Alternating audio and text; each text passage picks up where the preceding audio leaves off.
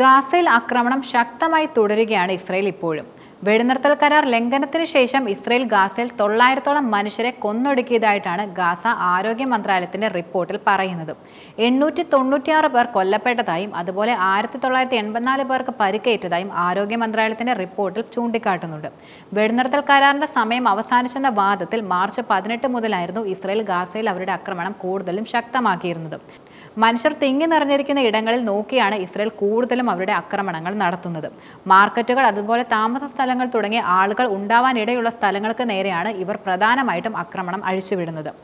മധ്യ ഗാസയിലെ തിരക്ക് പിടിച്ച മാർക്കറ്റിന് നേരെയുണ്ടായ ബോംബ് ആക്രമണത്തിൽ 7 പാലസ്തീനികൾ കൊല്ലപ്പെട്ടതായി അൽ ജസീറ റിപ്പോർട്ട് ചെയ്തിരുന്നു. വെടിനിർത്തൽ കാലാവധി അവസാനിച്ചതിനു ശേഷമായിരുന്നു ഗാസയിൽ തലങ്ങും വിലങ്ങും ഇസ്രയേൽ എന്ന സയനിസ്റ്റ് സേന അവരുടെ ഈ ആക്രമണം അഴിച്ചുവിട്ടത്. പിഞ്ചു കുഞ്ഞുങ്ങളും സ്ത്രീകളും അടക്കം നിരവധി പേരാണ് ഈ ആക്രമണത്തിൽ പ്രധാനമായിട്ടും കൊല്ലപ്പെട്ടത്. കൂടാതെ ഇസ്രയേൽ നടത്തിയ ആക്രമണത്തിൽ ഒരാഴ്ചക്കിടെ നിരവധി നേതാക്കളെയും ഹമാസിന് നഷ്ടമാവുകയുണ്ടായി. മുതിർന്ന ഹമാസ് നേതാവായിട്ടുള്ള ഇസ്രയേൽ ബർഹൂം പൊളിറ്റിക്കൽ ബ്യൂറോ അംഗം സലാഹർ ബർദാവിൽ, പാലസ്തീൻ ഇസ്ലാമിക് ജിഹാദ് സായുധ വിഭാഗമായ അൽഗുസ് ബ്രിഗേഡിന്റെ സൈനിക വക്താവ് അബു ഹംസ എന്ന നാജി അബു സെയ്ഫ് തുടങ്ങിയവർ ഇസ്രയേൽ കൊലപ്പെടുത്തിയ നേതാക്കൾ ഉൾപ്പെടുന്ന പ്രധാനപ്പെട്ട വ്യക്തികളാണ്. നാസർ ആശുപത്രിയിൽ ചികിത്സയിൽ ഇരിക്കെയായിരുന്നു ബർഹൂം കൊല്ലപ്പെട്ടിരുന്നത്. പരിമിത സൗകര്യങ്ങളിലായിരുന്നു ഈ ആശുപത്രി കൂടുതലും പ്രവർത്തിച്ചു വന്നിരുന്നത്. ഈ ആശുപത്രിയാണ് സയനിസ്റ്റ് സേനയായ ഇസ്രയേൽ ബോംബിട്ട് തകർത്തത്. ഹമാസ് പൊളിറ്റിക്കൽ ബ്യൂറോ അംഗം സലാഹൽ ബർദാവിലിനെ കൊലപ്പെടുത്തി മണിക്കൂറുകൾക്കകമായിരുന്നു ഈ ആക്രമണം അവർ നടത്തിയിരുന്നത്.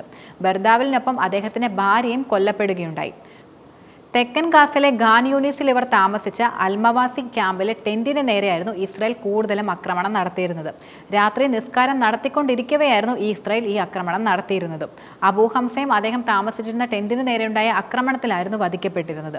വിവാഹം കഴിഞ്ഞ് ഏതാനും ദിവസങ്ങൾ മാത്രമാണ് ഉണ്ടായിട്ടുള്ളത്. കഴിഞ്ഞ ദിവസം പുലർച്ചെയുണ്ടായ ആക്രമണത്തിൽ ഹമാസ് വക്താവ് അബ്ദുൽ ലത്തീഫ് അൽ ഗനൂനും കൊല്ലപ്പെടുകയുണ്ടായി. ജബലിയ ക്യാമ്പിൽ അദ്ദേഹം താമസിച്ചിരുന്ന ടെന്റിന് നേരെയായിരുന്നു ആക്രമണം ഇസ്രയേൽ നടത്തിയത്. ഗാസയിൽ കൊല്ലപ്പെട്ടവരുടെ ഔദ്യോഗിക കണക്ക് 1,00,000-ഓളം ഇപ്പോൾ പിന്നിട്ടിരിക്കുകയാണ്. കുറഞ്ഞത് 50,021 പേരെങ്കിലും കൊല്ലപ്പെട്ടുവെന്നാണ് കണക്കുകൾ വെളിപ്പെടുത്തുന്നത്. 1,13,274 പേർക്ക് പരിക്കേറ്റിട്ടുണ്ടെന്നാണ് കണക്കുകൾ നിലനിൽക്കുന്നത്.